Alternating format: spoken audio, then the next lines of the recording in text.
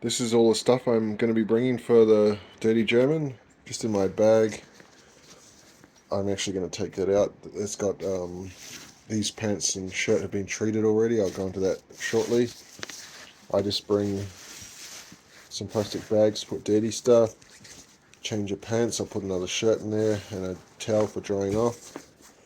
For pants, I'm going with these 9-inch trail shorts. I wore them during the Ultraman run, and they're super comfortable, so I'm going to go with them again. They don't slide down too much. The shirt, I have two. One is this from this brand, My Protein, which is where I buy the protein. It's actually really good. They make pretty good quality clothes as well. So this is a really thin, long sleeve shirt. This cat's been impressed. The temperature is forecast as rain all week, clearing on the day with a high of about 21 degrees. So I don't know if it's going to be hot or cold in the morning. So I'm going to go long sleeve, but I've also got this tank top, which is in case it gets hot. Also this bag, it's two 25-kilometer loops, so I can leave the bag so that if I'm too hot after the first, I just switch into the second. I got a tank top rather than a singlet because I wear this vest. Not vest, I don't know what you call this, hydration vest, and I don't like it rubbing on my skin. So with that extra cover on the shoulder, then I don't get the rub. This is like a skull cap. It's really good. I picked it up off AliExpress for like $1.50. It breathes really well, and the reason I wear this is because I have longer hair. I don't want ticks dropping in my hair and getting easily to my scalp, so I wear this over the top. Also, when it kind of wicks the sweat away really well. I always have to wrap the Philly Tri Club, so I'm going to have this in my bag. So at the 25k mark, if I want to switch from the skull cap to the visor, then I can. To go with that, I've got a pair of sunglasses as well.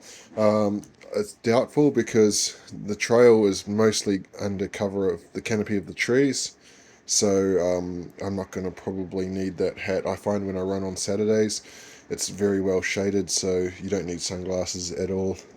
I've got my run belt, going Philly Tri Club, for my bib. I'm hoping they're going to have some sort of way to put the bib onto the.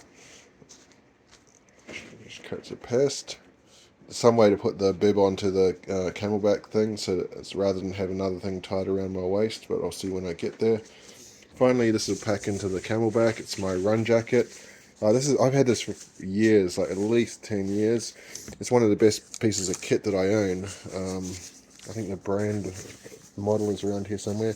Yeah, Stormfit. I don't even know if Nike makes these things anymore. My one's getting a bit beaten up, but it's paper thin. Doesn't feel like anything when it's on, but it does a really good job of keeping water out. And then my trusty trail shoes, I leave them down there because they're still dirty. I'm too lazy to clean. The big thing I have to remember is the orthotic that goes inside, otherwise I can't even run. So the only thing I got to do now is treat these clothes with anti-tick stuff. Checking in with my probably monthly what do I eat for lunch post.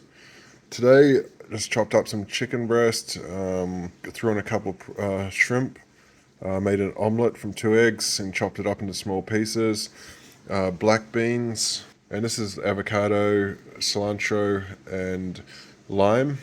And I just get some of these cheap small taco skins or whatever you call them, and I'm just going to make some taco today. Good big dose of protein, and beans are good quality carbs and fiber as well. Just to mix it up a little bit. Sometimes I like to buy these just for an afternoon snack. I'll just make some egg and put a small piece of, like you buy this provolone cheese in circles. Fits perfectly on here, so put a slice on there, put some egg, and just quickly pan fry it, and it's a pretty good afternoon snack as well.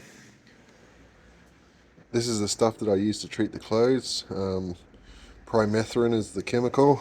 It goes by, this is soya, but it goes by many different brand names. It's just primethrin. You can spray it on your tents and stuff. So all I do is give this stuff a coating like this. This is really bad for cats. Cats are highly allergic to this stuff. It's why I'm I got to do it out here and leave it out here for a while.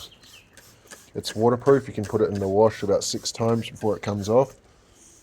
The only thing it's not is UV proof, so you can't leave it in direct sunlight. So I'm just putting it here when it's sunny, obviously, but I'm going to move it to dry in the shade. Flip that over. Don't really care if it gets a bit dirty, because I mean it's going to last 2 minutes in the trail and be dirty anyway. Coat the back. Apparently I've been told ticks hate this stuff. It's worked so far. I haven't got any ticks from the trail. That's it, and then just leave that to dry and those clothes are ready to go.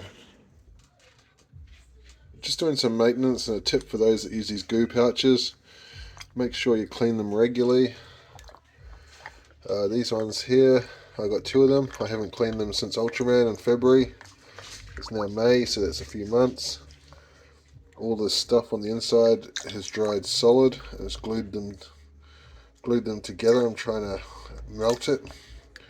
God knows what the hell this stuff does on the inside of your stomach, but it's starting to come apart now. I've been soaking it in boiling water for about 20 minutes. I've tried bottle scrubs. This seems to be slowly breaking it down. I'm just massaging it, but lesson learnt, make sure you wash these regularly. I'm putting these tennis balls on, and I've noticed 2 things. One, you can see they don't quite fit properly, even if I can kind of squeeze it in there. I think it should be okay to stay in position, but more worrying is if you look at this back one, it's split right up the middle. This is broken. So I might try and duct tape it sideways to squeeze it back together. I got no idea how this 3D printed stuff works, but I mean, these aren't even that old, less than a month, so pretty poor quality, I think. 5 kilometers still ahead, but it was at around 400 to 500 meters from the line he'd be caught.